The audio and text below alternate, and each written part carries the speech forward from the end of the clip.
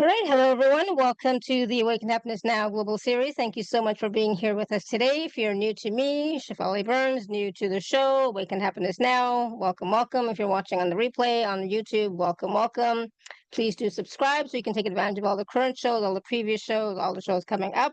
It is my deepest wish, desire, and intention to bring to you these amazing speakers who are sharing their wisdom, their teachings, their experiences, their processes, their mini readings, etc., so that we can all thrive, so that we can all awaken to happiness now. And so today, my dear friend Theresa Vee is back with us. I'm so excited because we're going to have a wonderful conversation. We already started, but it's like, let's get the show on the road. We're going to have a wonderful conversation. We're talking about rooted light, embodied love, and real world action. So there's a lot that we're going to be talking about today, but a little bit about some of that is why the chaos is intensifying and what it's really pointing us toward, why spiritual bypassing is no longer an option. It never really was, but and how to stay grounded in real embodied love. The spiritual plus nervous system practices that support clear discernment and long-term stamina. How your body reveals truth and why it's your most powerful spiritual compass. That's why I keep saying you got to be in the body, be in the body. Bridge Being 101, what it means to live between paradigms and still show up fully. I'm excited about that one. How to receive trustworthy support from your guides, angels, and ancestors without outsourcing your power. Yep. And becoming the grounded mystic, devotion, daily action, and showing up in real ways. So there's a lot. And I'm excited because this is kind of the kind of stuff I love talking about. And Theresa will be doing some mini readings live on the call, as well as a guided process as channeled by the angels, like normal. So for those of you who may not know Theresa, she's been with us many times. We love having her on the show. We have a amazing, wonderful conversation. She is so tapped in, tuned in to her guides and angels. It's amazing. So she is an international speaker, teacher, priestess, and master of the healing arts who works with spiritually focused, empathetic world changers as a certified Ayurvedic health counselor and professional member of an AMA. Theresa meets the highest standards for education and experience in her field. She is also an experienced yoga teacher and a certified holistic health and wellness professional. So everyone, please join me in welcoming Theresa back to the show. And I'm like, oh, so excited for this conversation. Welcome back, Theresa. Thank you. Thank you for having me. I'm really excited to be here now, in this now moment. Exactly. Yes, in this now moment. And there's so much to talk about, and there's so much happening right now in not the world per se, but in the celestial the celestial energies right now are high. Yeah. They're intense. The solar flares, the Schumann resonance, all that kind of stuff. And then I had just I had this really interesting dream this morning. I'm not going to go into it per se, but I had this really interesting dream this morning. So you know that when you have a dream in the morning, it's significant. If it's at night, whatever, but in the morning, it's significant. So this was in the morning. So then I was telling my mom about it, and I was telling my dad about it, and I even called my guru about it. And so that's what I'm telling you, it's a high power time right now. So it is so important to ground and be embodied in the body and do your daily practices, right? So that's where I just want to start off with, like, we got to be in the body, we got to do the work. The spiritual bypassing, like you said, is not an option. It never really was, but it truly is not an option anymore. Right.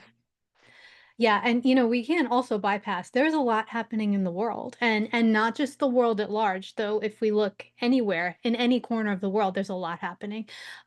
But also in our individual worlds, right? There's so much shifting and changing, and we're being called to show up differently all the time, and there's just a lot going on. And so I just want to acknowledge that because it's it's just constant bombardment of energy, and then all of these other energies you're speaking of are high, and that's affecting how fast everything happens. It's just so much right now.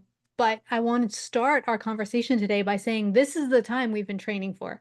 This is the time our souls have been training for. This is why we chose to be here now, even though a lot of us are questioning every day, why did I choose to be here now? This is why.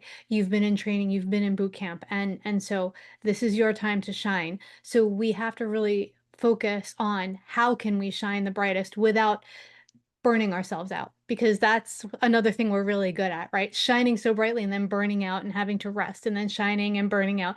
So that cycle's not working for us anymore. So it's really time to root all of those amazing things that we've learned and done, all of those tools that we use, really use them to root the energy down into the earth. And, our vocabulary is a start. Yeah, there is a lot happening in the world, and that's and we're part of the world, and that's where we are. So I'm really excited to be here with you all now, because I can just feel the energy just bouncing off of everybody, because you're such high-powered beings who are here for purpose. So, And the yeah. thing is, if, like a lot of us are here to make, you know, to be change makers, change agents, to do the work, right? On a, doesn't have to be a global scale, but in any format. But to do that, we have to start with us, right? So we have to be here, present now, um, Yes. to access the energies, yes, access the frequencies, access the wisdom, embody them and anchor them here into our bodies and the planet. So we cannot forget. So I guess I keep saying our bodies. We've got to focus on our bodies and us being here, right? Yeah, and a lot of times you're just saying, oh, it doesn't have to be at the global scale, but I think we don't look at what an impact our simple actions can have, right? So the other day I was in the hospital with my parents, and the hospital staff was all really nice, but there was this one nurse walking down the hall, and she looked like she wasn't having the best day. And I just like, "Hey, good morning." And her face lit up. Like someone had seen her, someone had taken a moment just to speak with her. Like, you never know what's going on in people's lives. And I guarantee you, and this isn't just me, this is my guidance, right? My guidance is like, say good morning. And so now her day is different, my day is different, and everyone we touch throughout our day will be touched and affected differently. So we have to remember the ripple effect that even the simplest thing can have. And it's because we embody so much power. It's because we've done so much work, right? So a lot of what we're seeing now in the world is as a result of all of the work we've done in this lifetime and in lifetimes previous. And we have anchored and held the light and brought in the codes and brought in more light and showed up to our practices. And now it's time for us to really root and really ground all of those things in. And so, you know, we have anchored so much light. We have brought in so much light. I don't want to say anchored because we haven't really anchored it. We've brought it in. And so there's all of this light flooding the universe right now, and all of this love energy flooding. So anything that is not light and is not love is coming up to be more obvious, is coming up. It's like the love and the light is shaking out all of the other things. There's no place for it to hide. So it's right there in the open. And it's so interesting to see how many human beings are still unwilling to see it, are still like pulling the Mhm. little blinders over their eyes, are insisting that they don't want to wake up. And it's like, okay, well, you don't really have a choice, and we're just going to love you through the wake up process, because a lot of us got like thrown into the wake up process, or or didn't have that gentle waking. And so we understand what that's like, and we're here to kind of guide you through it and not tell you you're wrong. Just really hold your hand and move through this whole process. And that's really what's happening, is anything that's other than love and anything that's other than light is coming up, being made obvious, saying, hey, this isn't working and it can't move forward. So what do you want instead? And I think one of the things that the majority of humans have to focus on right now is what we want, and we don't know what that looks like, okay? We don't know what the next thing necessarily looks like. But what we do know is how we want people to feel, how we want animals to feel, how we want the world to feel when we're on it, right? A lot of us haven't felt safe on this planet. We want to feel safe on this planet. And so those are the things we need to focus on. What do we want instead, and not what we don't want? There's so much focus on what we don't want, and we're just giving it more and more power by focusing all of our energy there. So it's time to focus on the what do we want, put our energy there, and then show up for all the things. Show up to the change making events, show up to take care of our loved ones from that place of knowing what we want next. Is that making sense, Alara? Sorry, Shefali. This is another part Absolutely. of the shift too. We're actually shifting identities, a lot of us, and moving into who was before, who we are now, and merging those things. And so it's really a beautiful time for us. But go ahead, I'm sorry. Yeah, no, absolutely. It's and what you just shared is so powerful. And what I think we need to remember is that yes, we need to come to clarity about what it is that we desire, what it is that we want, and we should be moving towards that desire instead of away from what we don't want, because the away energy is still that restrictive energy, and it kind of magnetically pulls you back into that lesser, lower dense energies, right? Yeah, so my favorite one of my favorite quotes, because I'm always out there like being an activist for something, but one of my favorite quotes was, I'm paraphrasing Mother Teresa's quote, but Mother Teresa had said at one point, you ask me why I don't attend your anti-war march. Mm. Invite me to your peace march and I will be there, right? And that's the energy we need to bring. Even if we show up to an anti something, we need to show up with the energy of pro what we want. And that's ours to hold in the midst of all of that energy. And a lot of people that I work with say, I'm not strong enough. I'm too sensitive for that. That is untrue. Your sensitivity is your superpower. Your ability to hold and anchor light is your superpower. If you were truly anchoring the light, you could withstand the energy that's around you for, and maybe not for an indefinite amount of time, but for enough time for you to be where you need to be, get the job done, and then go back to where you can recharge.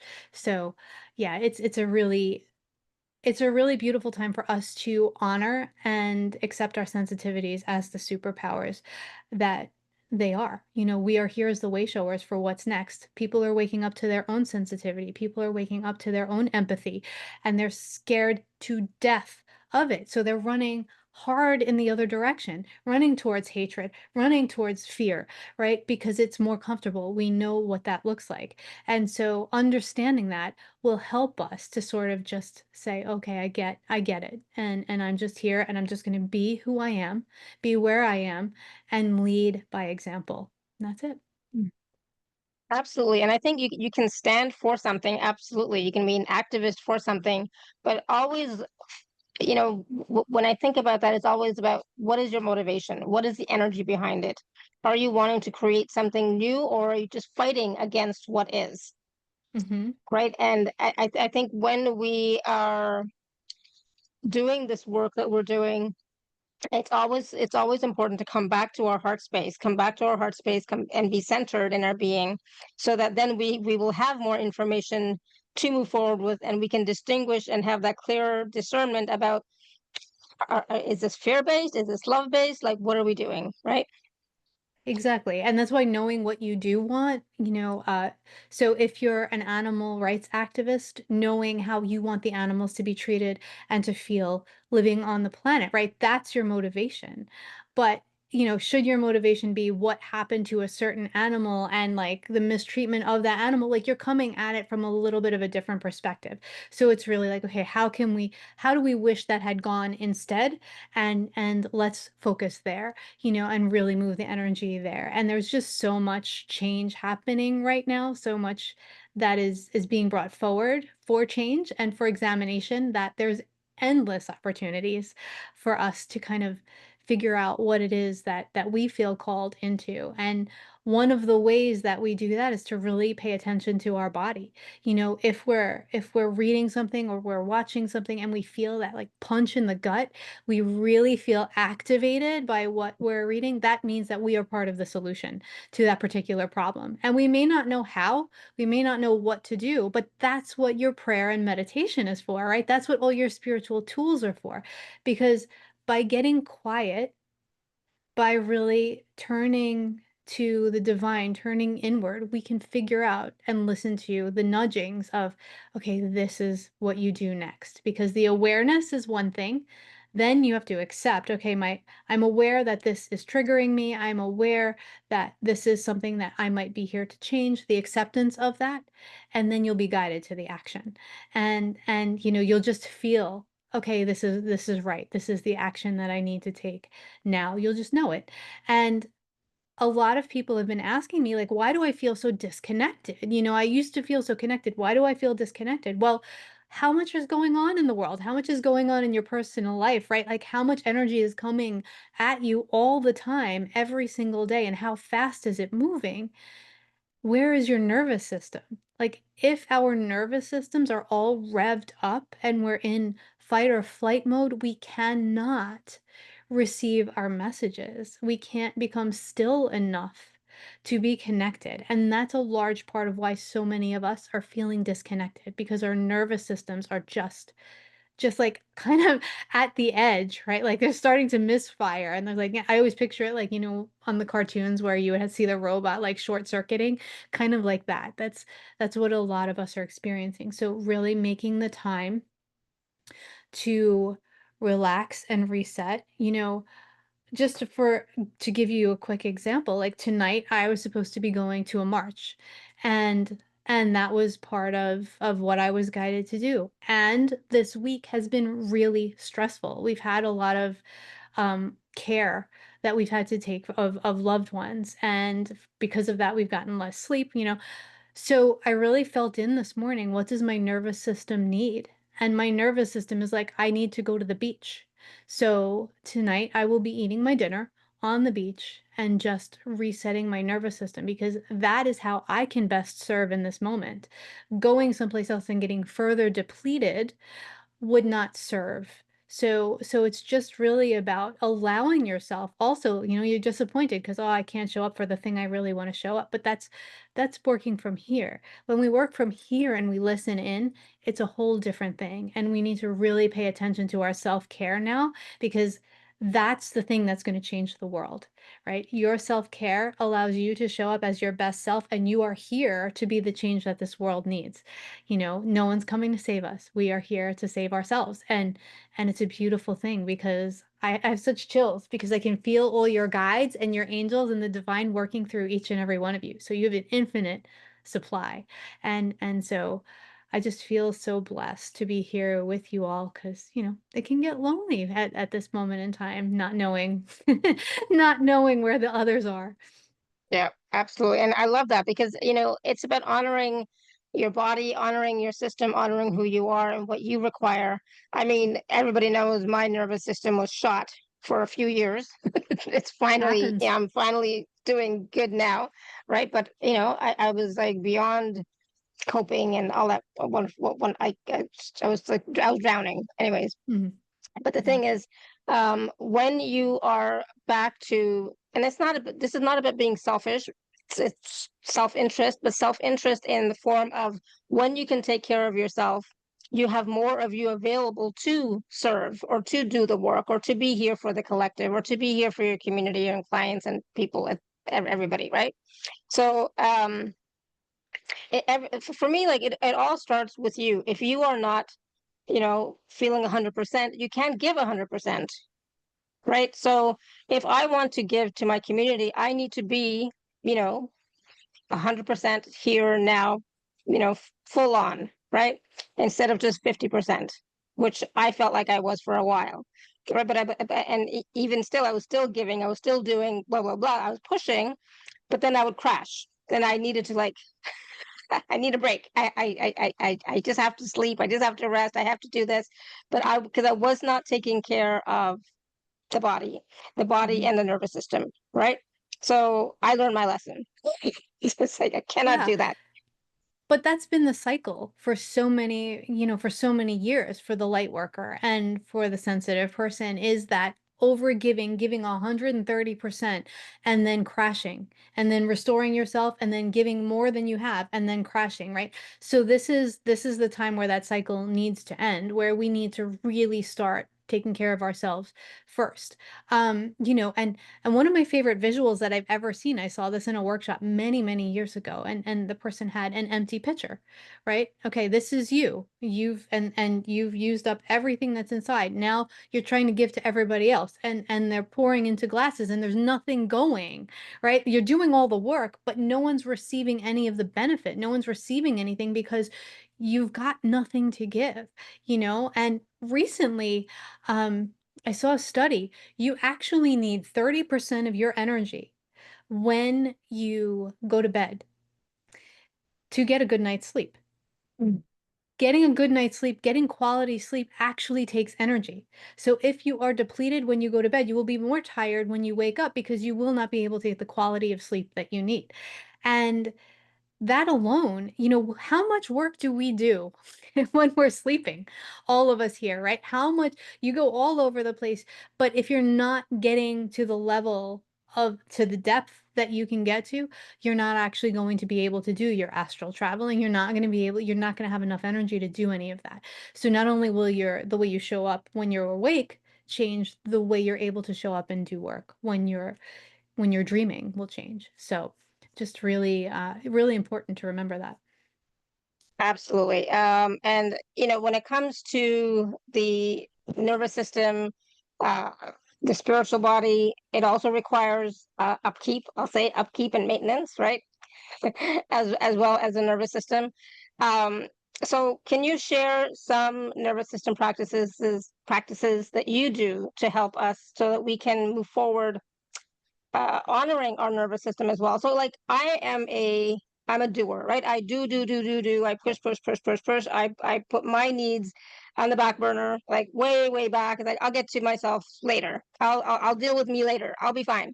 But that was not healthy. So now, when it comes to my spiritual practices, my body, my nervous system, it's much different. I'm taking care of me, right?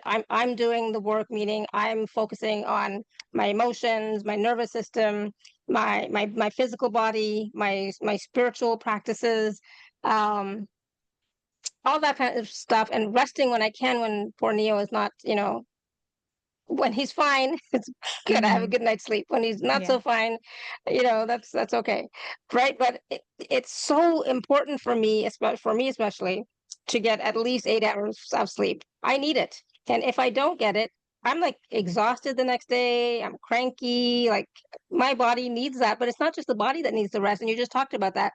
We do so much work when we're sleeping, and because of my personality, even if I have 30% or less, I'm probably still pushing myself, Yeah. at nighttime as well, because that's just who I am, right? So what can we do different? So what I just want to say, I think everybody here could probably relate to that, right? Anybody not relating? But I totally get what you're saying. And one of the things that's the hardest for us to do in this human experience is to honor the changing seasons that happen in our lives, right? We think that just because we did this practice when we were 20 and we ate the way we did when we were 20, that then when we're 70, we should be able to do that practice. But the truth is we have different seasons in our lives where we need to nourish ourselves in different ways. And that's with our practices, that's with our exercise, that's with the food we eat, that's with the way we rest, right? And at a time where you're raising children, you're going to show up and show up for yourself differently than at a time where they're out of the house and you have all your time back to yourself. And then when you're taking care of like maybe parents, like it's just honoring those things and allowing yourself to shift and change. That's one of the hardest things that I see for people. So really just continually checking in with yourself, because if you're forcing yourself to eat the way your dietitian told you to eat 20 years ago still, and your body's asking for something different, your nervous system's going to be out of whack because you're not nourishing yourself the way that you need to right now. If you're working on a practice, or you're working with a practice that doesn't feel like it's serving you, you've done it for a couple of weeks and you feel more tired than you did before you started it, maybe take a pause on that practice and try something else. So that's one of the first things that I will say is really honor the season you're in and your bandwidth in that particular time. Pushing yourself to do all the things for self-care, a lot of times we do that. It's like, okay, I have to take care of myself. So I have these 50 things that I need to do every day. And your body's like, oh God, and your mind is like, please go to sleep, but that's really important. There's so many things that you can do, but one of the most powerful things that you can do is go out in nature. Okay. So I said it before, I'm going to the beach tonight. I'm going to lay on the sand. I'm going to jump in the water. I'm going to let the water take from me all that needs to be taken. Nature is amazing. You know, and for all the work that I do myself on my nervous system, I still get out of whack too. I just went and spent a week floating in the ocean, and I was like, wow, I didn't realize how my nervous system was revved up until I did that, right? So we don't always have full awareness of where we are on the spectrum of life. So just really making that time to connect with nature in whatever way you need to. And if you only have 5 minutes today, do 5 minutes. And then another day when you have a couple of hours, maybe you do a couple of hours. And what's feasible? You know, do you have nature in your space? And that's really important. So those are some really simple ways that you can start taking care of your nervous system. Like your practices shouldn't be stress. They shouldn't be adding stress to your day. If you only have the capacity for one or two practices today and you usually do 15, just do the one or two and give yourself grace, you know, and then another day when you have more energy, you'll do more things. And, you know, it is okay. It's okay to just be where you are in any moment and just honor that and honor yourself for even showing up for those one or two things. Does that make sense? Does that answer your question? Yeah, and I don't think we give ourselves enough grace, to be honest. No. I think I think we tend to judge ourselves, push ourselves, have really high expectations of ourselves, and we don't give ourselves the grace to understand, like, what is your journey? What has been your journey? What are you going through right now? Um, what is your body going through? Like you said, the seasons, right? And even recognizing the seasons and acknowledging, okay, I'm in this season of my life right now. This is what's happening. Acknowledging that and saying it's okay, instead of not even looking at it. And this is part of the spiritual bypassing or ignoring, some things, not even looking at it. And but for me, it's always about, okay, yes, I will take a break, I will be kind to myself, I'll give myself grace, but only for a short period of time, because then I got stuff to do. Right. Because I know for myself, I don't want to, like, I maybe this is a vulnerability or whatever, but I don't want to get into that phase of then becoming, I don't know, the word's not coming to me, but like lazy. And I'm not saying in a judgmental way, but Right. then not doing the stuff, becoming complacent and stuff, right? If that makes sense. It does make sense. And a lot of us think that way. A lot of us here who share these traits think the same way. Because complacency and laziness feels different to us than to a lot of other people, right? I remember saying to one of my mentors years ago, "Oh my gosh, like I had to say this to somebody and it felt so mean." And he was like, no, that was not mean at all. That was like the nicest mean email I've ever read. He's like, you don't even know what mean means. And I feel like for a lot of us here, we don't know what lazy means, right? Like, and that self-judgment really keeps us revving our engines rather than, what you said before about I was functioning on 50% of the energy I normally have. But here's what you have to say. Okay, that's 100% of the energy I have available to me today. What are all the things I need to do at this point in my life, right? So now if you're at a point in your life where a lot of people that I'm working with are either dealing with a health journey or they're dealing with taking care of their parents and taking care of loved ones in some way, right? So now you're like, okay, normally I would have 100% of the energy, but actually right now I have to have 40% of that energy going to care for these loved ones. Okay? So you can still expect yourself to show up 50% for your business and 50% for your personal life, right? Because now you need 40% for taking care of these other things. So you have to reallocate your energies, right? And I don't want to turn this into a whole math situation, but what we tend to do is not look at those other things as taking energy, and we expect ourselves to show up 50% for the work we do and 50% for our personal life, even though we have all these other things that we now need to take care of. And so now we're doing 100% here and then all this added energy, and that's why we end up depleted. So we need to be realistic about what's happening in our lives, what's happening in the world.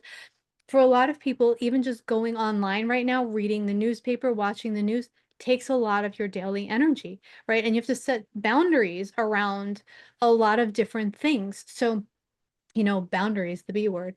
It's really important that we just acknowledge that and know that you will never be lazy, but what you want to sort of you're not built to be lazy, okay?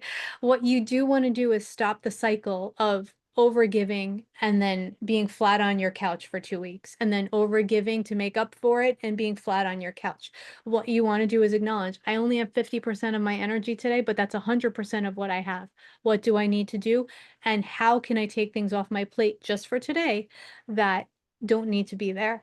And then the next day, okay, how much energy do I have today? And what do I need to do? Really being honest with yourself about that so you don't go into those cycles, because the world does not need depleted light workers. What the world needs is people who are showing up in their full energy, in their glory, and in their wisdom, right? That's what we are here for. And so we can't do this cycle anymore. And the angels have been saying that for a few years, like this cycle has to end because you're not able to do your work if you're still functioning in that cycle. And we've all done it, and I Yeah. can say I've done it, I've done it. And because when I was younger, the only reason that you couldn't go to school was if you were really, really sick, and you had to be really sick. Like, God forbid anyone saw you with a toy and you stayed home from school, right? So it was that kind of thinking. And so now it's like, okay, the body has to crash in order for us to take a break.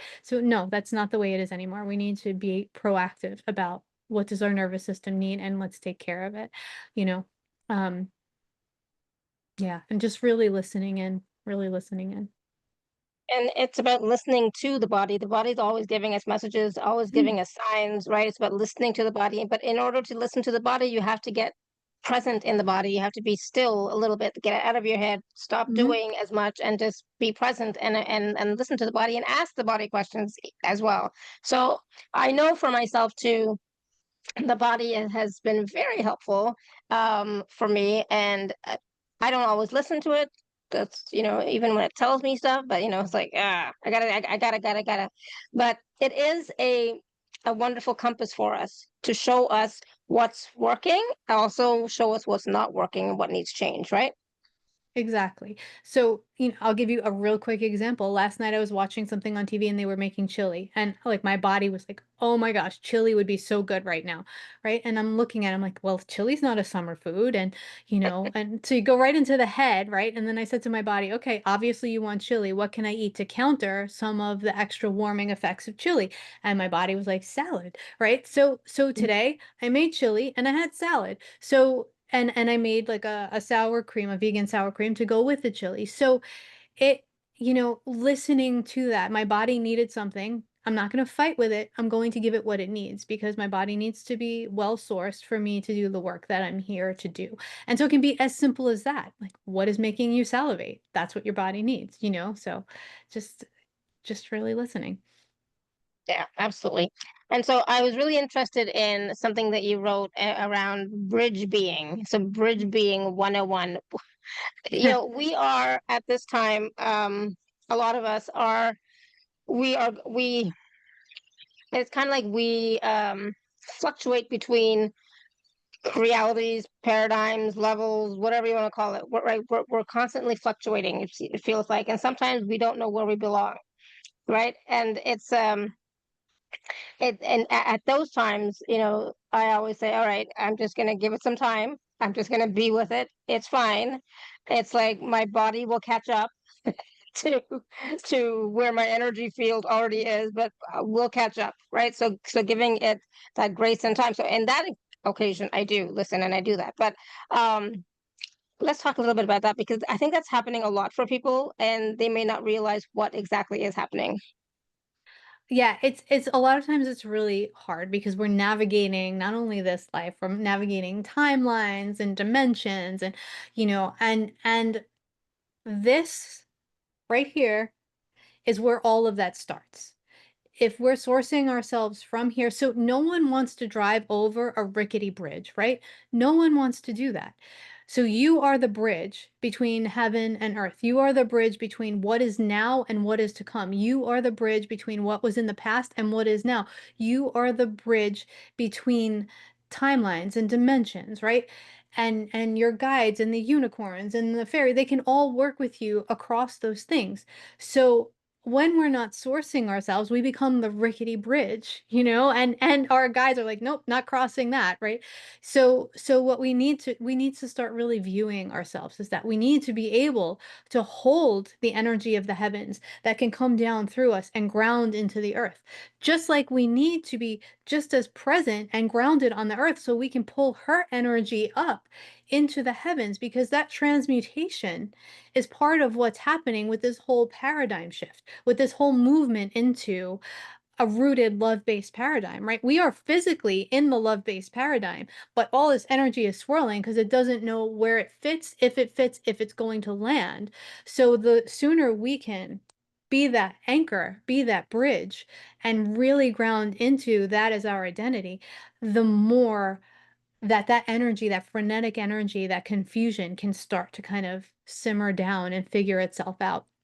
You know, um, I'm not, I'm like, I hear Archangel Michael, I'm like, I'm not saying what you just said. So I'm even arguing with the angels. But it's really important for us to know, that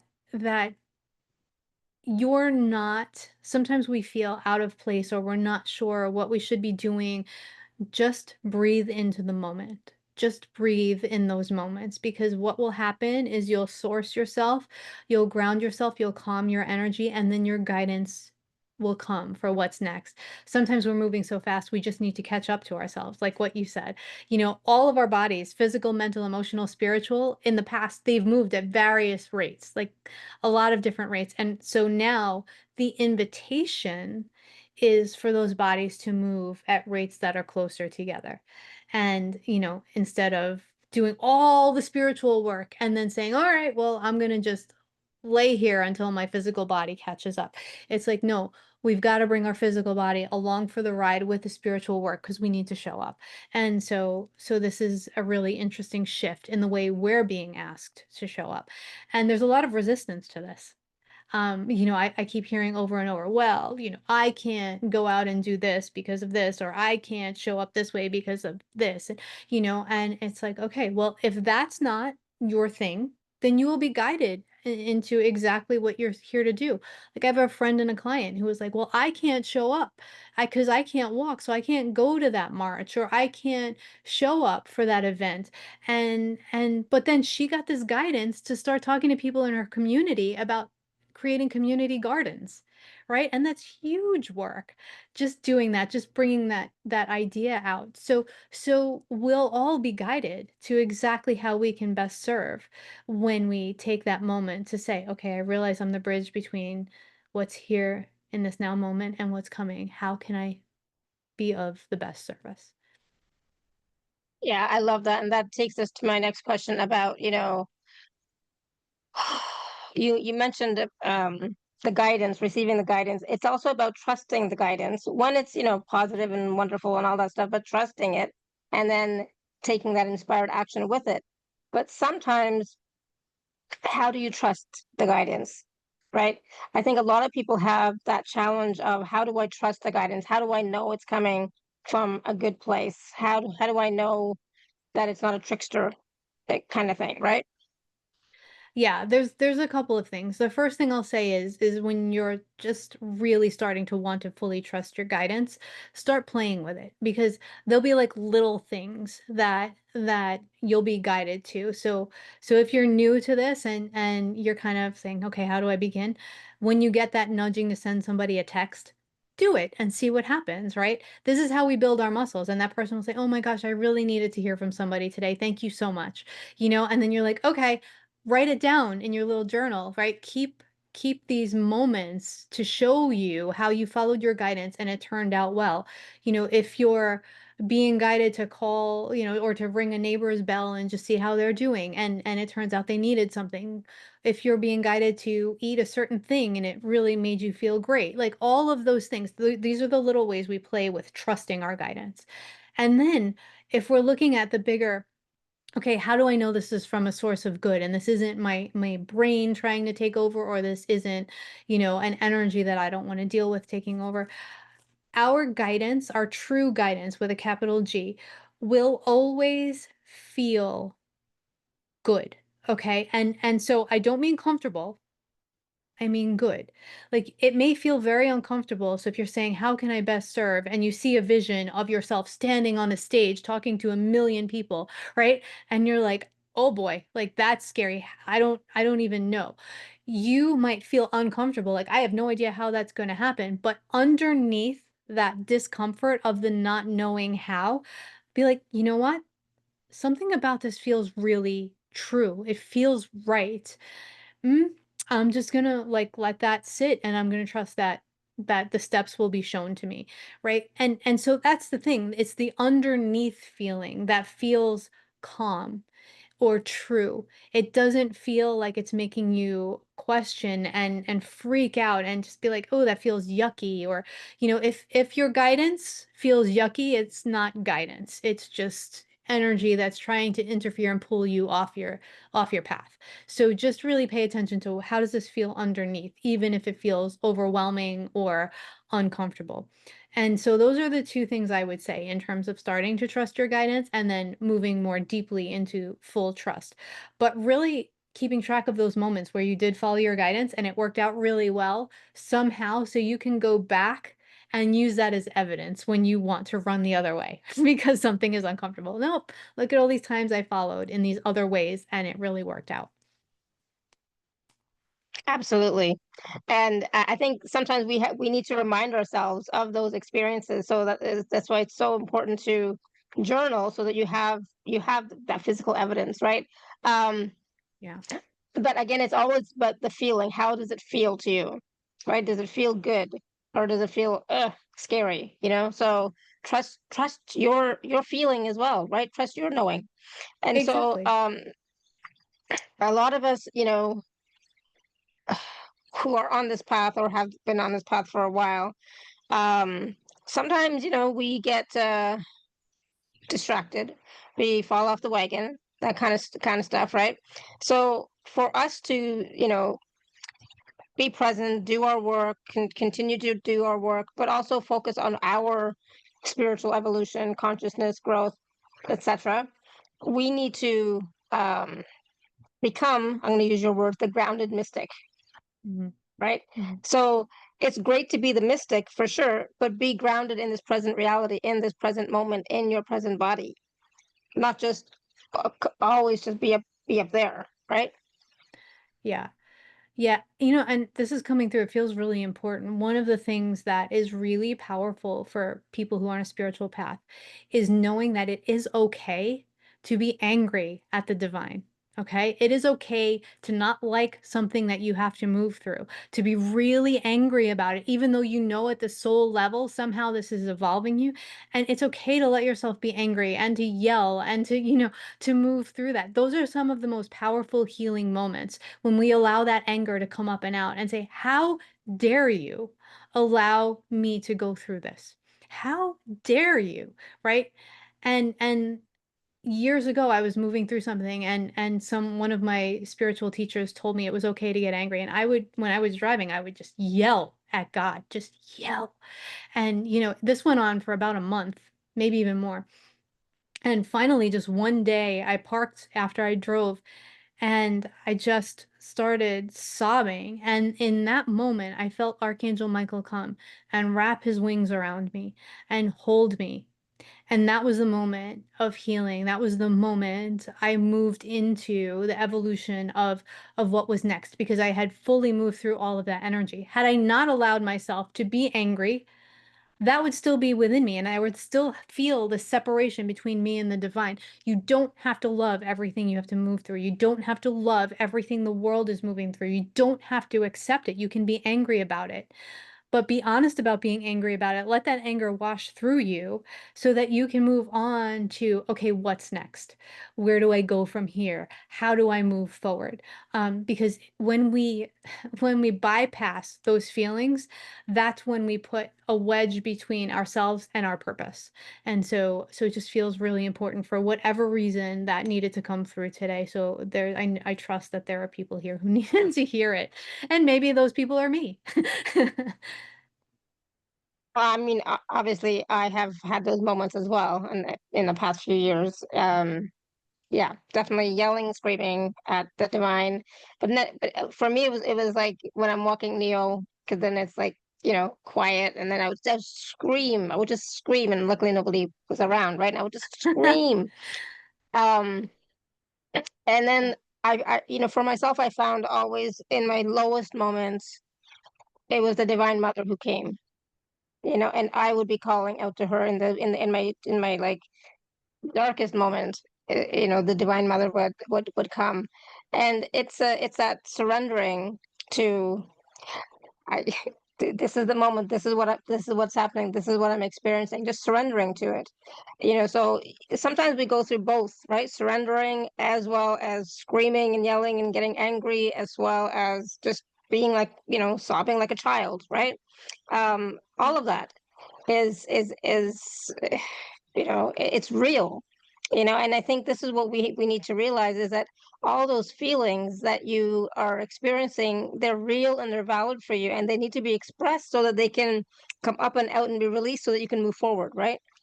Right, and because of what your soul signed on to do in this lifetime, not only are you moving through your feelings, you're moving the world through its feelings. So if we're moving through our own feelings of anger, of joy, of accomplishment, whatever those feelings are, we are allowing those things to move for the world. And so that's what we mean by like doing your own healing, doing your own work every single day, like whatever it is, making whatever decision you make, it's a ripple effect on the world. So just remember that it's not just you, it's you're doing this on behalf of everybody and allowing that to express. And I love what you said, because one of my favorite healing techniques is primal screaming. I just love it. It's just so much fun. And it's very freeing when you can Yeah. actually do that. So but sometimes people, I know I've done it once in a car, right? Hmm. Parked near a river, right? And because so water for me is very both calming and like, getting me Right. all, getting the stuff out. So nature in some form definitely is there with me in that. This has been such a wonderful conversation, and I know there's so many questions. And I still have so many questions, and there's questions in the chat, and it's like, you know, laughter meditation. Yeah, laughter meditation is great, but at the same time, sometimes you just gotta scream it out. You know, I love laughter. I love laughing. It's so joyful, but sometimes, I'm like angry as heck, Yeah. or I'm upset as heck, or I'm like so sad, or whatever. All those emotions have to come out so you can see what's underneath. That wisdom is underneath that, right? So if you want to access the wisdom, go deep. You got Yeah. to go deep. Yeah, and laughter breaks energy really, really well also. So I do want to say that I love laughter meditation because laughter can break energy really quickly. But it has to be genuine, and it has to be in a place where you're really feeling, it can change your mood, but you also have to move through what's been there. So it's just a powerful tool that I love also. Yeah, absolutely. So we're going to take some questions. You know how I am. Sometimes I forget at the beginning to say, if you'd like to work with Teresa, raise your hand or type your question in the chat. So there are some questions in the chat. I know for one, Seema.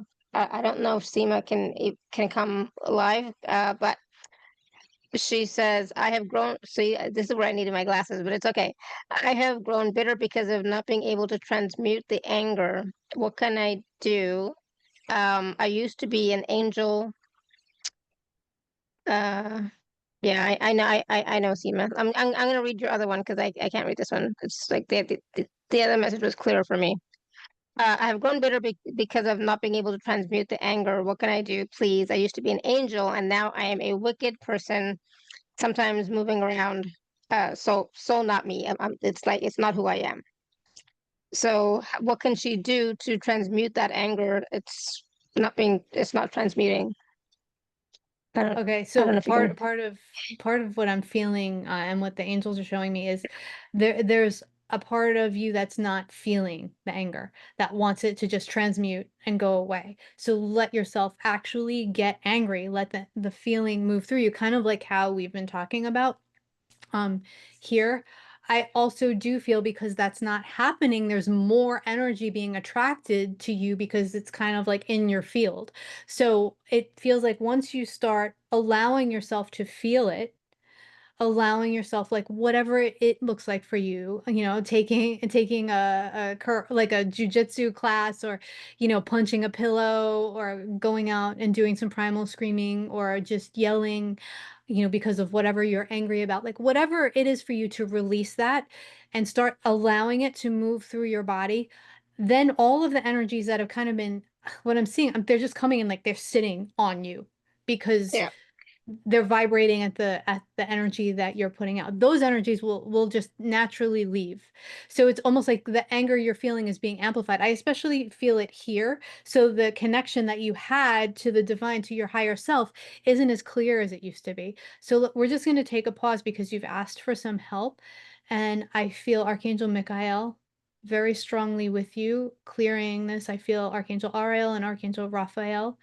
So anyone who is feeling a little bit disconnected from the lightness and the divinity that they feel they used to be connected to, you can just kind of tune into the energy that's coming through. And all you have to do in your mind and heart, if you are willing to receive healing from these archangels, is to say, I am willing, in your heart and your mind. And the angels will begin to clear some of that energy that is blocking the column of light that connects you to your higher self, to the divine.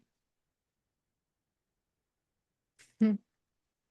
So I'm also seeing, literally seeing like a cell phone with stuff coming through, and it feels like there's just been a lot of energy reaching you through the phone, through technology. So just know that that's kind of lingering in your field. So to start developing more boundaries about how you're interacting with that kind of energy. So we're just going to clear it. It's clearing, letting it go. And Seema, even if you're not here with us right now, I need you to let go. I feel part of you hanging on. There's some fear holding this energy here.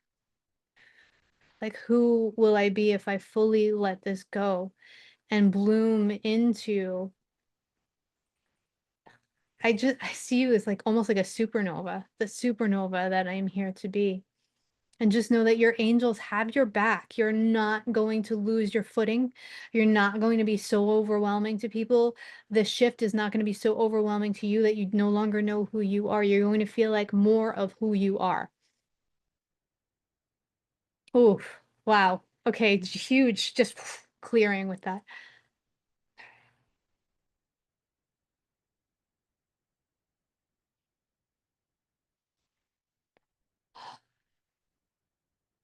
Okay. So just to let you know, Seema, and all who have participated and who have asked for this assistance, Archangel Ariel is going to stay with you through tonight, like while you're sleeping, to just allow your system time to integrate and to allow this shift to take place. She's going to keep pushing energies through your column of light if they seek to come back, or if you start to call them back accidentally.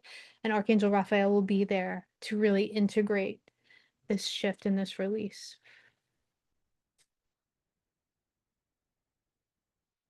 Just in your heart and your mind, just repeat, I am, I am, I am. Okay.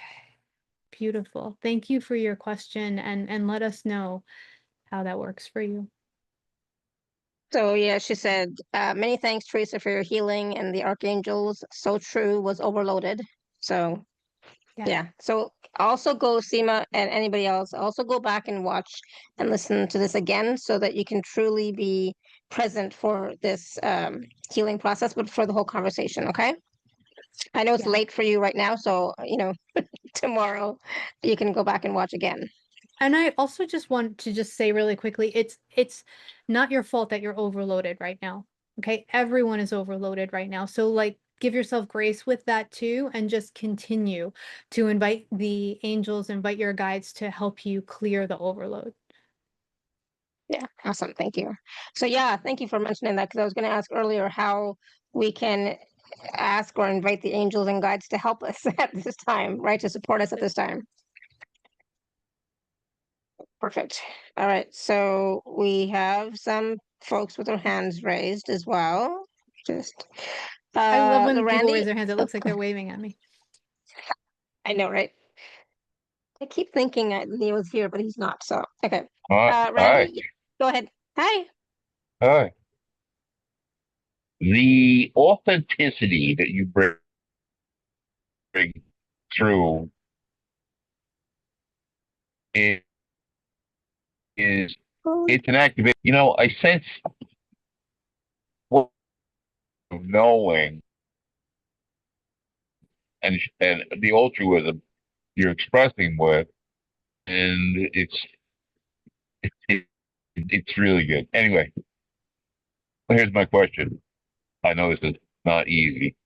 Tell me something that I don't already know on my healing journey with FQAD and whatever. Thank you. I love you. Oh, what a beautiful question. And your soul is so wise that I would be hard pressed to tell you something you don't already know. But what is coming through is two things, really, just a reminder of how wise you are and how much you already know, okay? And just to keep relying on that. And the second and most important thing, and I like almost want to cry, your angels they just want you to know how loved you are. Like you are just so loved. There is nothing you can do or say to be loved more or to be loved less. You are just like there's just love oozing from your angels and your guides to you. So that feels like the most important thing. And again, it's not something you don't know, but it's something that is nice to be reminded of and to really viscerally be able to feel at times in our life. So for whatever reason, those are the two things that are coming forward for you. Takes one to know one. Mhm. Beautiful. Thank you so much for being here. Mm. thank you, Randy. All right, we're gonna go to Layla. Layla, you want to unmute? Hello. Hi. Hi. Hi.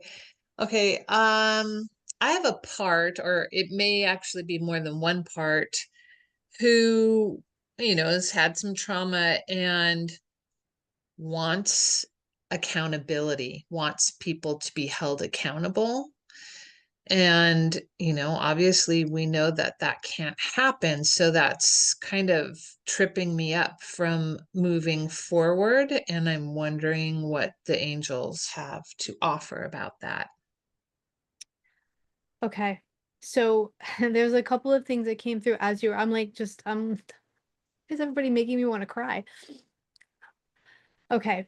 So the one thing I want to change is the vocabulary. You just said, obviously we know that can't happen. And that's not true. That can happen. And to remain open to all possibilities always. Okay. That's the first thing. Um, Thank you. the second piece is really to realize that by working on releasing the trauma, by working on forgiving yourself first, and forgiving doesn't mean forgetting. Okay. I want to say that also. Forgiving and forgetting are two completely different things. Working on forgiveness, it's to free yourself. I see you in chains right now. They're showing me like you're in these handcuffs. You have these beautiful wings. You have this gorgeous energy, but as you go to fly, your hands are cuffed because there's this energy that is not allowing you to be free. And so it's really about claiming your freedom. And that's first and foremost. And that may involve forgiving the people in the past, holding them responsible still. They are responsible for their actions. And there is a part of us that needs to realize also and not make excuses for it. But this is what they knew. They didn't know how to be a different way, and they didn't take the time to learn how to be a different way. And just to really allow yourself to move through the acceptance of that truth and to allow yourself to be free. Again, you don't have to forget, but to start moving towards more freedom, because I just see there's so much here for you. There's so much that you're here to do and embrace. And this little bit of energy is sort of keeping you handcuffed. Does that make sense? Yeah, I mean, I'm fully aware of all of that, and yet I'm still noticing that these parts are stuck. They're stuck. So maybe there's an angel I can work with, or there's some kind of help to help these parts, to forgive, to let go. I mean, it's These been clear to me, and yet they're not really budging. Your guardian angels are showing up really strong. There's two. Archangel Ariel is also there to like overlight any process that you're moving through.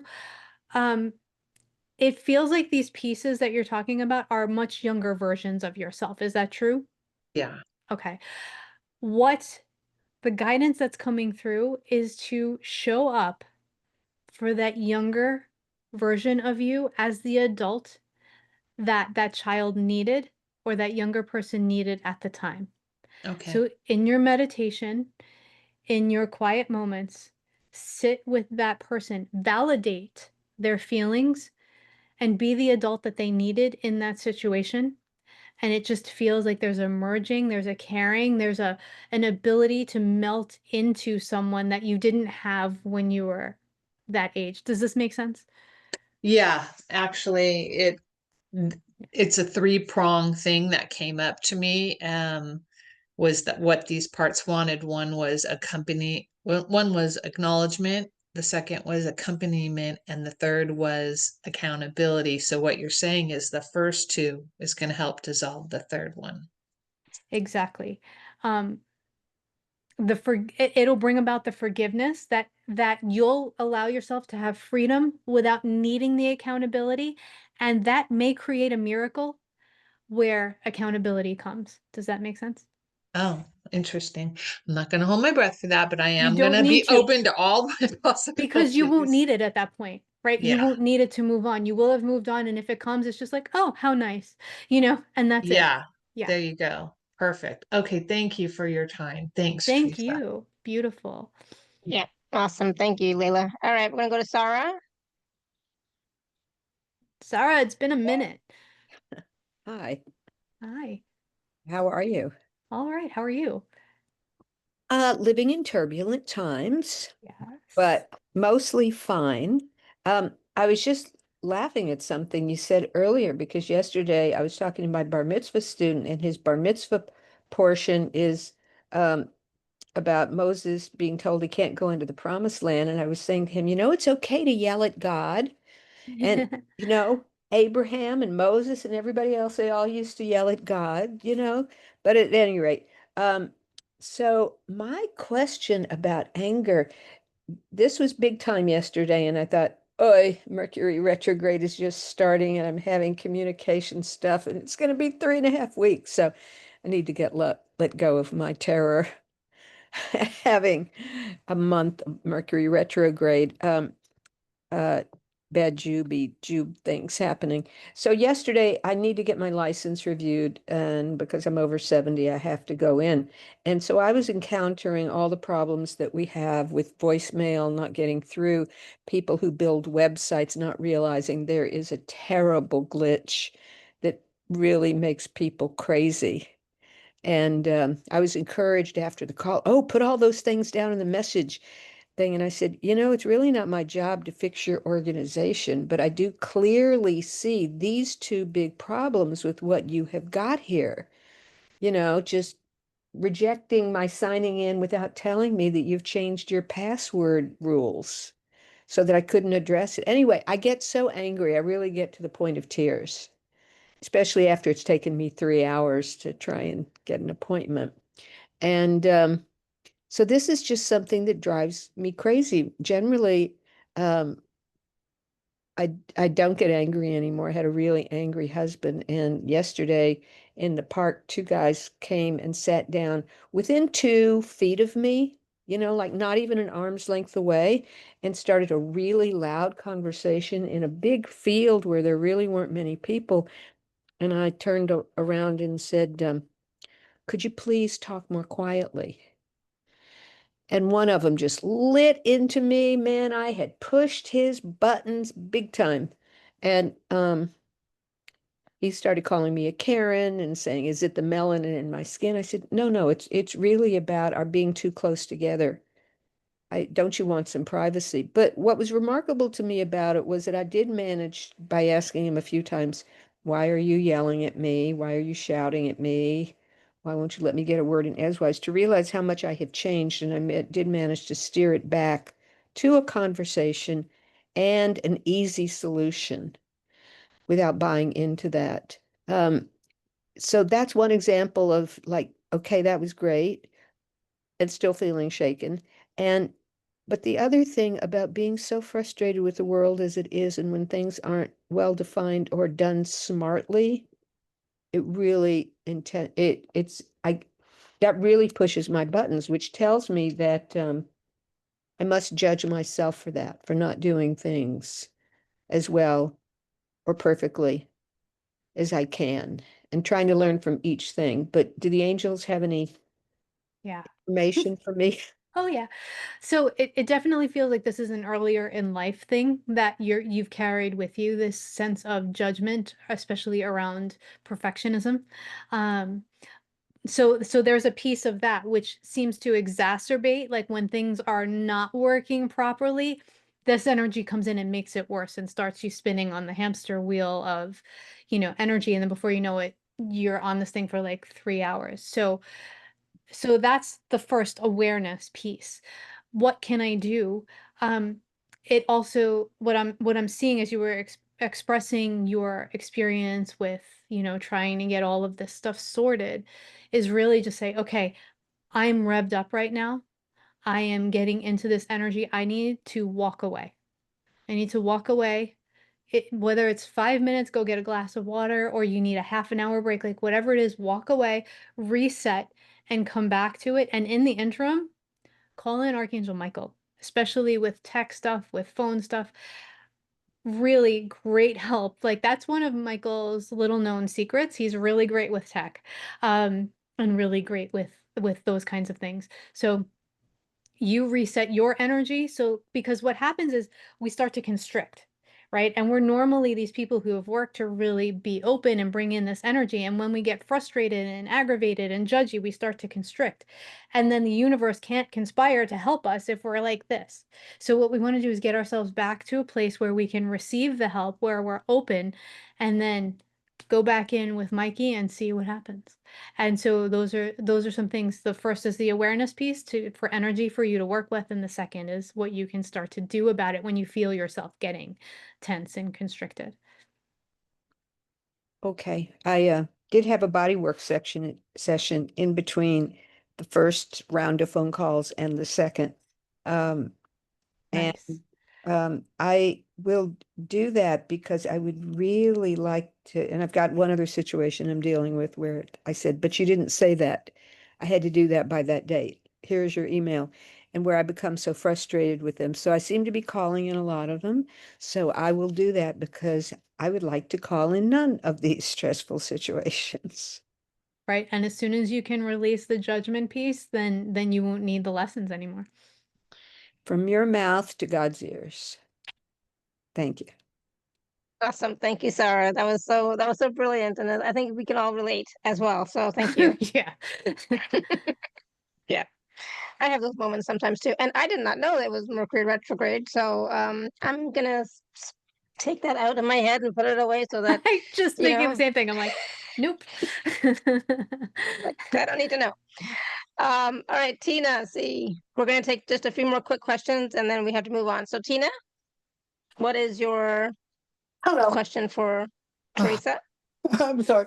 Well, I'm down here with my daughter, and it's the first time we've really been together in years.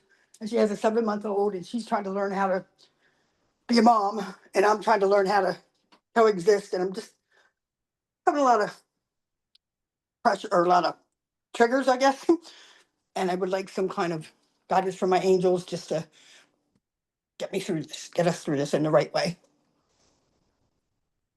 Wow. Oh wow. There's a lot, there's some generational healing happening right now for you all. And it's not just you, it's like the people who have gone before that are exacerbating what's going on, like all this energy of mm. So when you were first starting to mom, did you have a lot of either either people like being super judgy about how you did it, or a lot of people like just that you had no idea how to Yeah. do it? Well, I just, there's a lot of judgment going on. Like even Yeah. her mother-in-law today said, like, I hope you're not having your mom come down and stay with you because her husband's in the military. And of course, Yeah. that triggered everything. It's like, well, what's wrong with me? Yeah. This is not just you, this is generational. This is, I feel, your mother, your grandmother, your great grandmother, like the genetic line. This is all emotions and feelings that are being triggered for release because you are the person here to break the generational cycle of distrust, of not trusting yourself, of not showing up in your brilliance. Do you have a connection to Mother Mary? I'm thinking I do lately. I've been really seem to be connecting. I feel her with you very, very strongly. So when you feel upset or triggered by what somebody said, lean into her. She's there, she's right there. She's your support system. She's, just one of the most powerful mother figures that we have available to us. So I feel her with you very strongly.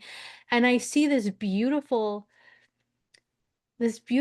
connection that you and your daughter will forge because you're clearing these energies of, it's like I'm hearing something, but all this energy is being triggered that's making me overreact emotionally to it, right? And you're clearing all of that for generations that have gone before so that you can show up differently for your child and so that future generations will not have that same wound that is being cleared by you right now. Does this make sense to you on like the meta level? Yes, and it's like, God, darn it, why can't I clear this shit and stuff You're doing it. You're doing it. So just Am I? tend your heart through this whole process. And when you need a break, walk away, go reset, call in Mother Mary, call in Archangel Ariel, call in your guardian angels, your kids' guardian angels, and move from the place of knowing that you're not alone in the room together. There are all these other beings. Ask for guidance. What do I say? What do I do? And just know that the guidance will come and that this is a very powerful time for you to reset the energy dynamics that have happened before and to show up as you wish people had been able to show up for you. Does that make Yeah. sense? Yeah, and the thing is, I keep on, and I just realize it is like I'm showing up as the old person with the doubts and all that instead of being my truth. And like I'll say something and then I'll blame myself, like, well, maybe I'm not right, So it's sending mixed signals too, I think, and Mm-hmm. her insecurity. And I've learned to just sort of let her do, and I'm just trying to find my place. And today was just a rough day. Yeah. Yeah, you're going to move so much more confidently moving forward. You're clearing a lot of energy here. So just tend yourself, really be kind to yourself, and just know that you are worthy of love and you are so loved by all of these beings working with you. And you're going to be able to radiate that love out as you start to accept it more for yourself. Does that make sense? Yeah, thank you. Thank you. Mm. I needed that so much. That's why I got on the call. Like she took off with my grandson and stuff. And I just, like it's hard enough being a new mom and then being in the whole play. Like, and I'm just trying to be supportive without my stuff showing up. But it seems like I think it's generation. It's not really my stuff, and I need to stop blaming myself for everything. Exactly. And know that even when you're showing up as support, you need support. So make sure that you have a support system, because this is a tough spot to be in. I don't have a support system. That's why I'm here today. Oh, okay, this is your You guys support are my system. support system. And you have Archangel, Yes. you have your angels, your guardian angels, you have Mother Mary. So you do have a support system. Just remember to rely on it. Yes, I do. I have to rely on them. Yes, thank you. We love you, Thanks for the Tina. reminder, and Awesome. thank you. Thank you. Yeah, thank you, Tina. Okay, so I was gonna share something, but I'm just like, no, it's okay. We're running out of time. So I'm gonna share it anyways, because you know how I am. When I had my son 31 years ago, right? He was the first grandchild in the whole family. I could not do anything right, according to my mom. I could not do anything right. And now my son is 31, my daughter's 27. When the kids are around, I still cannot do anything right. My mom and I am okay with that. It's like, you know, she cooks for them because, I don't cook. She cooks for them and, they love her cooking. But I can't even make coffee the way my son likes it. He likes it the way my mom makes it, which is like, fine, go ahead. Right. So, what obviously when I first had the kids, sure, I was a little bit testy. He's like, no, mom, I know I can do it. I'm like, blah, blah, blah. But now it's like, yeah, go ahead. You do whatever you want because it makes you happy. It makes them happy. I'm good, right? But I hope that when my kids have kids of their own and I become a grandmother, that I will be a little bit more kinder. I suppose I will let them learn and I'll be there as support when they want support. But I will, like, when they come to me, I will support them. I'll let them do it their way. We'll see when that happens. But it's just exactly, tell her to do what works for her. And as long as my kids don't ask for food, we're good. I can do everything else, just don't make me cook. It's like, we'll go out, we'll order in anything, but don't make me cook. All right, Sandy, whatever, unmute. Oh, I hi. do not cook. Oh, Hi, Sandy. I'm loving this call. I'm sure you're a really good cook, really. um, actually, it's actually a question that was generated from an experience a friend of mine had. She was doing a workshop with her daughter, her daughter teaches yoga, and my friend would go along to help hold the space, and she would do Reiki. Actually, she would do Reiki as well. And then what happened was that they were saying that the energies were so beautiful and everybody was commenting on how beautiful it was. And then my friend fell over and broke her arm. And what shocked her was the fact that, and she was very aware of grounding herself, just being very mindful, with her guides and so on. And it shocked her so much. It's really shaken her belief in her guides, in the divine, and which is really sad. I find it very sad. But one of the things that she was saying is that because of part of the grounding, and I guess it's part of my own practice, is being grounded, knowing I'm protected. But what she was saying was, but if she's so protected, how could this happen? So that's a question, really, I suppose, because I can't give any answer to that because I really don't know. The only thing I can say is, but there's human error as well. She tripped over something and fell, and for whatever reason that was. But I think it was because the energies were so beautiful, and they felt so connected that being in that environment, how could something like that happen? I don't know if there is any answer to that. Exactly. And it's like, so I understand that feeling. Like I understand the feeling of if I'm doing all of this work that you're asking me to do, how can you allow this to happen? This is kind of what we were talking about being angry and Yeah. allowing it to move through you, because what happens is if you don't let that anger move through, it becomes a wedge between you and your purpose, right?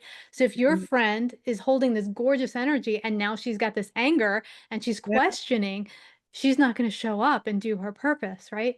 So Mm. what's coming through from, oh my God, I have such chills from Archangel Raphael, so clearly, is because of the beautiful healing energy that was in the room. And her soul, you know how we all have these soul lessons that we need to learn? Like we choose the lessons we need to learn in each lifetime. So she had some karmic situation, like an accident that needed to play out. And the accident was scheduled to be really bad and have a very long recovery as part of her healing, whatever her soul needed to heal in this lifetime. But because of the energy and the path that she's on, there's divine dispensation that came in, and she was able to only break her arm Okay. in order to clear this great big huge life lesson energy. And I'm talking, instead of being in a hospital bed in traction, unconscious for weeks at a time, like this is what I'm talking, like the difference.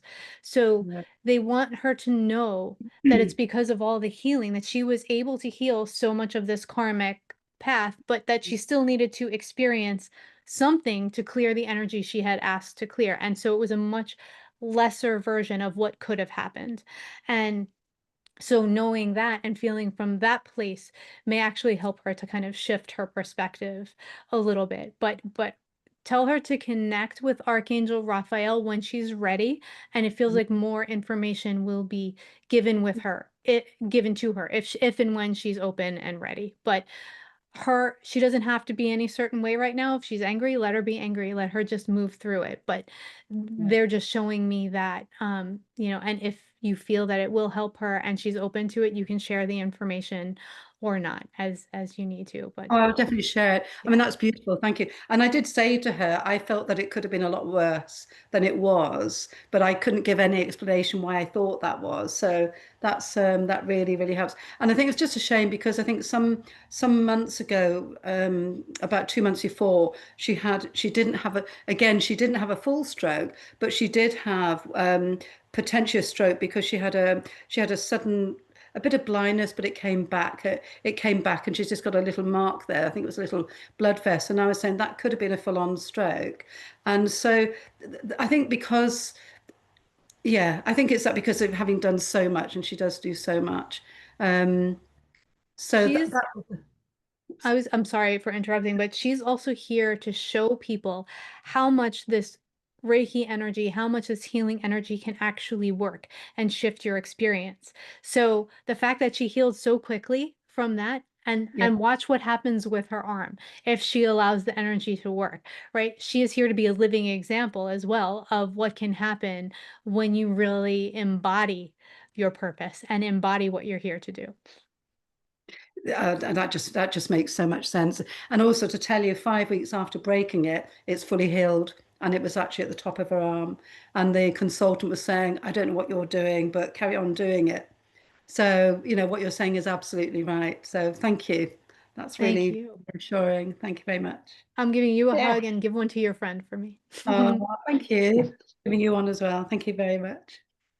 Thank you, Sandy. That was brilliant. I loved it. And I felt the same thing that Teresa was saying, that it could have been a lot worse. And sometimes those karmic patterns or karmic experiences have to play out, but they don't have to play out at the degree that they were first uh what originated Scheduled. from, right? Schedule, thank you. Right? It could be a lot less. So yeah, I love that. That was great.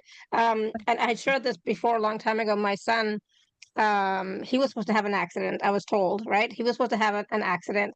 And so what I did was, we had a whole spiritual ceremony done and everything. And then he did have the accident, but it was so minor. It was like it didn't even count. I mean, I still kind of take him to the hospital and everything, but by the time we got there, and he's like, no, he's fine. He's good. But he had the accident, but it Yes. was Yeah. nothing, right? So it's something he had to go through. And but we diminished the degree of whatever the intensity of the accident kind of You thing, right? minimize the effect, yes. Minimized it, yeah, yeah. Okay. So it's a kind of the same thing, right? She did the work. Me, I hired people to do the work, and I had God intercede, kind of thing. So Yeah. Oh. thank you, Shefali Sandy. has an accident minimization team. Exactly. Yes. Why didn't it work with my husband? I don't know, but no, he's doing great, so it's okay. But thank you, Sandy. And I'm glad you mentioned and shared that, because it is so important for people to recognize, because sometimes we do, it's like what Teresa was saying. It's like we're doing everything, and yet this is still happening, right? But it could have been a lot worse. And we still have to, I don't like the word the have to, but there's still some experiences, karmic experiences that we had signed on to experience still have to happen, right? But they don't have to be the same degree of intensity. Okay. Annette, you want to unmute?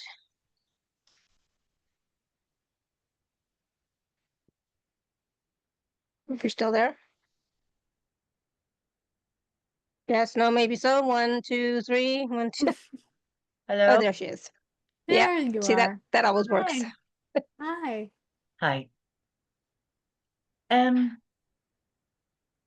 Thank you. I would like to know if you can sense any angels around me. I'll give you a brief background.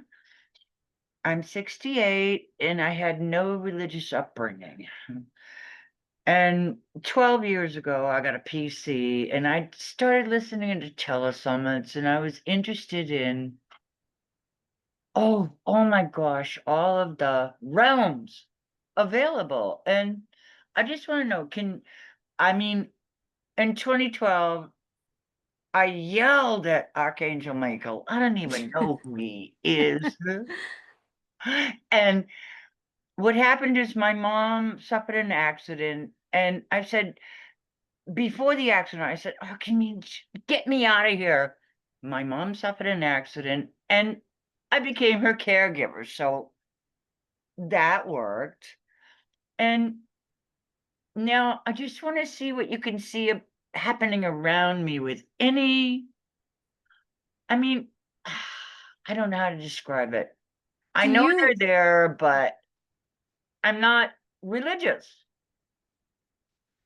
That's the beautiful thing about angels is that they appear in every holy book across time and space. They may not have the same name, but they're everywhere. So they're so, and even if you have no religion, they're so familiar because your guardian angels have been with you since forever, right? So they're just so familiar to us. So you don't need to have any religious anything to be connected with your angels.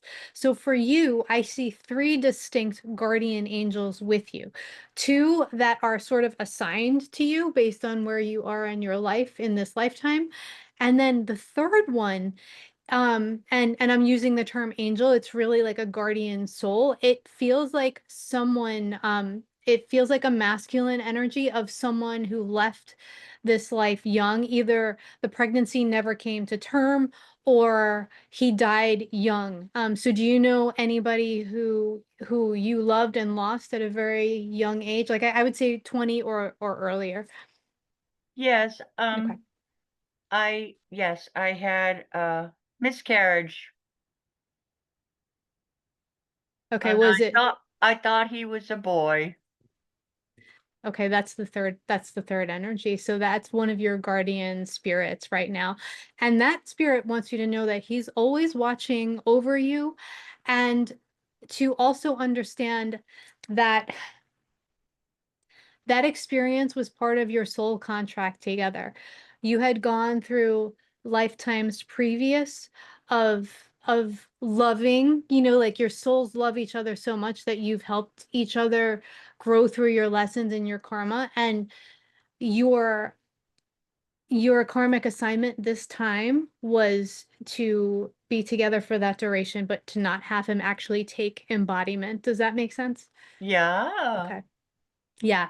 So I'm asking, what is your name? And he said, it's up to her. So Huh. if you haven't given that being a name, you can give that being a name and start speaking with him if it feels resonant to you. But I do see two distinct guardian angels. I see one that is radiating a very dark purple, and then another that is like a dark blue. And I just see Archangel Michael like standing outside of your living space with his arms wrapped around it. So, and his wings wrapped around your living space. Thank you, because my living space has not felt comfortable for a long time. Hmm. And my Okay. favorite colors are dark blue and dark purple. I love it. See, our angels always know, right? They always know what would bring us the most joy and how to reach us. And so there we are. Just Well, proof. thank you. Thank you. Thank you, Annette. Awesome. Beautiful. Thank you, Annette. And just, what, for Annette and anybody else, I also, I didn't know anything about angels until I had my first Reiki class. My first Reiki class was when I first heard about Archangel Michael, for example, and he was pulling out all these cords and all this kind of stuff, right? And I had to Google it. It's like, who's Archangel Michael? Like, I don't know. I'm Indian. I have gods and goddesses. I don't know who angels are, right? But for me, it's just all frequencies. They're all energies. They're just beings of light. Go ahead. I know you want to say something, Teresa. So, in the Hindu culture, the angels are the devas. So that's how they show up there a lot. So yeah, it's just beautiful. They're just everywhere. Exactly. So I just want to share really quickly the question that I had from somebody who wanted to be here but couldn't be. So I wrote it in the chat. But she's working on neutrality, right? And Right. she's angry about what's happening in the world. And the anger is driving her to act. She wants to do something, but she still meditates. She sends out good vibes and all that stuff, but she doesn't feel like it's enough. And she doesn't feel, and if somebody told her, a friend told her that she needs to be neutral. And then she's like, well, I don't feel neutral. No. I have compassion. I try to stay in a loving place, but I need that passion to get involved. So how do anger/passion and neutrality work together? I love this question because this is where we all need to be right now. So what is this person's name? Remind me. Karen. Karen. Oh, unfortunate yeah. name right now because everyone's referring to Karens. But Karen, really beautiful question. And I love, love, love this because you are a leading example of how we are all asked to show up right now. So we are all asked to take our spiritual tools and use them to meditate, to pray, and then when we're inspired to go out into the world and actually act, right? So I shared before, I was going to go to a march and a protest later on. And I'm showing up to these things in my neutrality, holding the light that I know I need to hold in that situation, not getting overwhelmed by the energy if it's there of anger or whatever. But anger about what's going on in the world or any particular issue in our personal lives is what actually motivates us to act. So when we take that moment and we say, okay, I'm feeling angry. I know I'm supposed to do something. Let me meditate. And then our guidance can come in. So you are exactly where you need to be. You are feeling the anger. You are transmuting it. You are asking for guidance. You're using your tools, and then you're getting out into the world and doing your thing. So congratulations. You are a living example of exactly where we all aspire to be. And, when a friend has something to say about it, we can feel into that and say, okay, what about this feels true? And if it doesn't feel true, then you just open the window and throw it out. Okay. I love that. Thank you. So I will tell Karen to definitely watch because she is doing some community service work. That's what she's been called to act, right? So that's why she couldn't be here on the call today. Okay, so now I wanted like, originally this call was going to be short, right? Because Yeah. Teresa had this, like, she said, I have a hard stop at 4 o'clock. I have to go. So I said, okay. And then when we got on the call, she's like, nope, I changed my plans. I'm going to be here. And I said, well, I also don't have anything either. So this has been such a wonderful conversation, plus all the questions and everything. This has been so helpful that I forgot to share the the special offer package earlier. So I'm going to share it now. And my computer is being good to me today. So thank goodness. Thank goodness. Mercury retrograde is not affecting me. For Teresa's package. So there's 3 pieces to this package. Teresa, I'm going to let you share what's involved, what's in it, and all the wonderful goodies. Great. So the first item is our live group angel reading and sacred gathering. So all people like us who are deep feelers, empathetic beings, people who are really striving to live our spiritual path, gather on this particular call, and the angels will be channeling through kind of like they have been today, but also like specific messages for the group, and then answering your personal questions, kind of just like this situation. So generally, there will be really powerful gathering and information that comes through on calls like this. So that's our Angel Hour call on July 31st, and that's our first item. The second item is the Working with the Angels 3-part audio course to deepen your connection and to live in divine flow. This also includes a bonus PDF guide. So each one of these 3 sessions is about an hour long, and we'll go deep into different aspects of connecting with the angels and really establishing a trusting relationship. So if you already have a relationship with your angels, great. This will help you to deepen it. And if you've never even thought about having a relationship and you want to start, then you'll be able to start from this point. So you'll actually also learn who your angels are and how they best communicate with you. And then they'll learn how to communicate with you in the best way possible.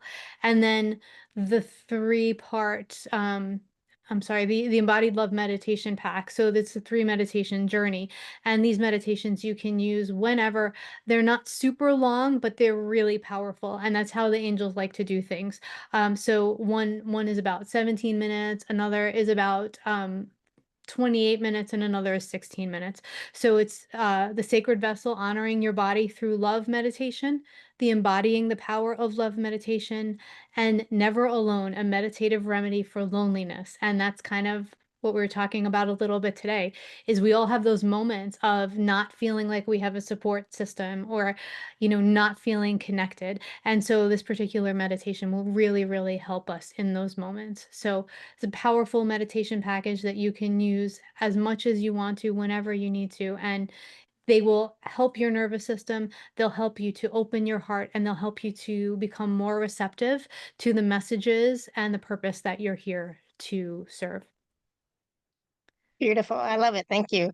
And so this package is $97 for all 3 pieces. There's a payment plan available. And of course, if you are an Inner Circle member, please use your gift code. There's a much bigger, fuller bio for Theresa if you would like to read up on her. But I'll be honest, what we just experienced today on this call has been brilliant. The wisdom, the guidance, the channeling messages, the process, the healing process was all, she's so tapped in, which is what I said at the beginning, right? So I love it. So the live call is on July 31st, and the rest of it is pre-recorded, right? So then you can listen to it at your leisure, but the live call is happening on July 31st. So And that will be recorded awesome. also. If for any reason you can't attend, it'll be recorded. Yep. Awesome. Thank you. And so any last words of wisdom, anything else that the angels or your guidance wants to share about for us, so that we can be, again, rooted, I was going to say rooted in love, but rooted Yeah. light, embodied love, and real world action. And for me, it really truly is about being present here, being in the body, coming from your heart space, taking action, inspired action when needed, but from a guided place through your connection with source and yourself, always. Totally. And the acknowledgement that there is so much in the world right now to be overwhelmed by. There's a lot to be angry about, and there's also a lot to be hopeful about. And so to acknowledge those things, and then to really work on allowing yourself to be loved. Because when we fully allow ourselves to be loved, we remember how loved we are, we remember that we are love, then we can start radiating that out into the world and truly be the love that we're here to be, anchor the love here. And as it radiates out, all of those other things start to neutralize, because At the end of the day, there is nothing other than love, right? Nothing is separate and apart from the divine, and the divine is love. And so it's just about, how can I love myself today, and how can I allow myself to be loved by my guides, by my angels, and then from there, just moving out into the world with that knowing. And there'll be different degrees on different days, right? It's not going to be accessible to us every day, but just do your best and know that we love you, and you are worthy of love, and your angels are always with you. Beautiful. Thank you. And I love that. And, when you can accept that you are loved, that you are love, that ripples out as well into the world, into the collective, into the planet, and that starts to change everything and everyone, because again, we are all connected. We are not separate from each other. We are not separate from source, right? So beautiful. I have nothing else to add to that. That was beautiful. Thank you so much, You Theresa. don't have to like everyone, but you do have to love everyone. And you don't have to like everything that you're going through. You can be angry, you can be, whatever emotions you're feeling, it's okay.